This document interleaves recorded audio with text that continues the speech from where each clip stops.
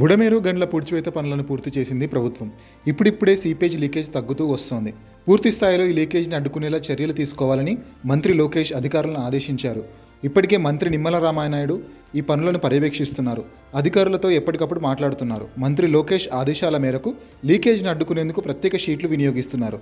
అయితే వస్తున్న వరదను అంచనా వేస్తూ గండ్లు పూడ్చిన చోట కట్ట ఎత్తు పెంచే పనులు వేగవంతమవుతున్నాయి. ఇప్పటికే గండ్లు పడిన చోట 5.7 మీటర్ల వరకు ఎత్తు పెంచారు. ఇక వరద బాధితులకు అందుతున్న సాయం పైన మంత్రి లోకేష్ ఆరా తీస్తున్నారు. ఏ మేర నష్టం వాటిల్లిందో అంచనా వేయడం పైన దృష్టి పెట్టారు.